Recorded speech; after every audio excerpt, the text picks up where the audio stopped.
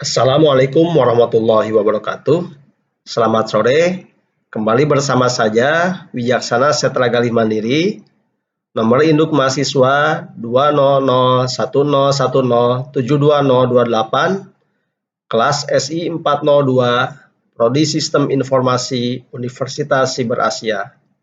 Saat ini saya akan mempresentasikan studi kasus membuat model contoh simulasi penentuan pelamar kerja yang lulus dalam suatu perusahaan.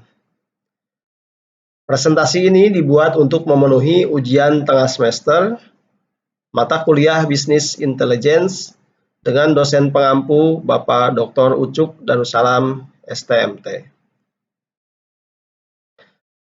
Adapun ketentuan dalam studi kasus adalah sebagai berikut. Di suatu perusahaan ada 10 pelamar kerja. Setiap pelamar diukur dengan 5 kriteria, yakni kecerdasan, kesopanan, kemampuan kerjasama, kemampuan problem solving, dan pengalaman. Setiap kriteria tersebut diukur dalam bentuk skala Likert 1-5. Adapun langkah kerjanya sebagai berikut. Yang pertama, membuat tabel pengolahan data dengan Microsoft Excel. Yang kedua, membuat tampilan grafik yang sesuai untuk memudahkan pengambilan keputusan. Kemudian yang ketiga, membuat ranking terbaik mengacu pada visualisasi grafik. Yang keempat, menunjukkan cara mencari 3 orang yang lolos seleksi berdasarkan grafik. Dan yang terakhir, menjelaskan hasil yang diperoleh dari simulasi serta pengambilan keputusan siapa saja yang lolos seleksi. Pertama-tama, kita sudah membuat tabel yang pada baris paling atas ini adalah nama pelamar kerja. Katakanlah bernama A, B, C, D, E, F, G, H, I, J. Kemudian pada kolom sebelah kiri ada kriteria yang tadi sudah disampaikan, meliputi kecerdasan, kesopanan, kemampuan bekerja sama, kemampuan problem solving, dan pengalaman. Setiap kriteria tersebut diukur dalam bentuk skala 1-5 seperti berikut. Nilai 1 sangat kurang, nilai 2 kurang, nilai 3 cukup, nilai 4 baik, nilai 5 sangat baik. Untuk standar batas minimal persyaratan kelulusan, kita tentukan nilai 3 atau cukup. Pada tabel, kita sudah isi masing-masing kolom pelamar dengan nilai sesuai dengan kriteria. Kemudian dari tabel tersebut di atas kita buat grafik radar chartnya.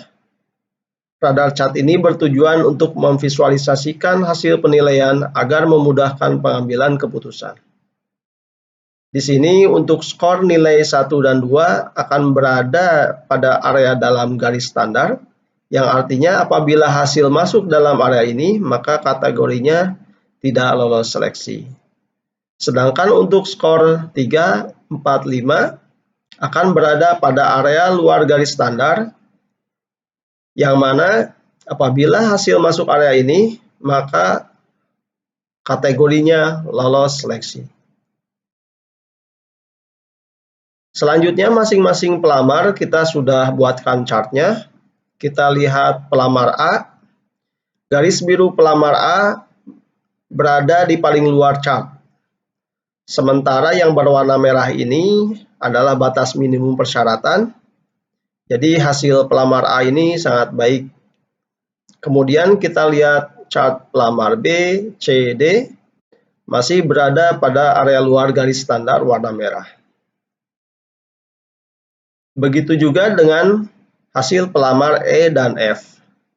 Namun kita lihat pada pelamar G dan H berada dalam garis standar ya, garis merah. Meskipun pada pelamar G pada kriteria kesopanan dan kemampuan bekerja sama masih di atas standar. Namun kriteria lainnya masih di bawah standar atau di dalam garis merah. Hal ini juga terjadi pada pelamar I dan J. Dari 10 grafik pelamar tersebut dapat kita urutkan ranking dari yang terbaik hingga terburuk adalah sebagai berikut. Ranking 1 atau yang terbaik adalah pelamar A. Kemudian selanjutnya pelamar B, C, D, E, dan F. Lalu yang ranking rendah dimulai pelamar G, J, H, dan yang terakhir I. Berdasarkan grafik, kita dapat melihat 3 orang yang sudah pasti lolos seleksi, yaitu pelamar A, B, dan C, dengan penjelasan sebagai berikut. Pelamar A memiliki garis grafik paling luar yaitu posisi 5, atau semua titik paling jauh dari garis batas minimal persyaratan yang warna merah.